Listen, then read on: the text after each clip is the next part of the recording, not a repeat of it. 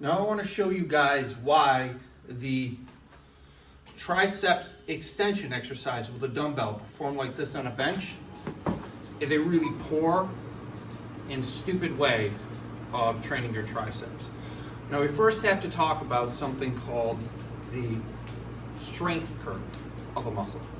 So throughout a muscle's range of motion, for instance triceps extension, the amount of force it can produce throughout that range of motion changes throughout the range. For instance, at flexion, your triceps muscle is not capable of producing as much force as, say, 90 degrees of elbow extension.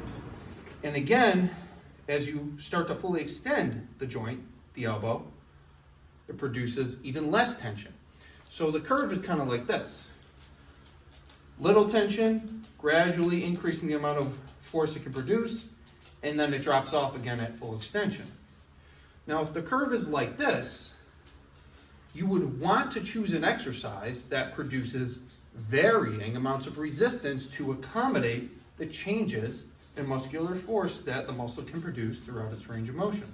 For instance, you would want an exercise that has less resistance at flexion, the most resistance at 90 degrees of extension or flexion, and again drops the resistance off when you fully extend the elbow.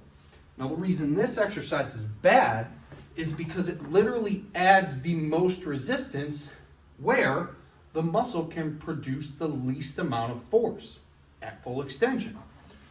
So for instance, if you do the exercise like this and you extend the elbow, the dumbbell can only produce resistance in one direction, down, because of gravity.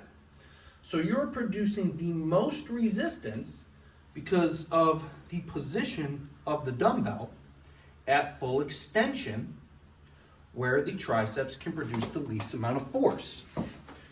The reason people like this exercise is because the function of your triceps is elbow extension and shoulder extension.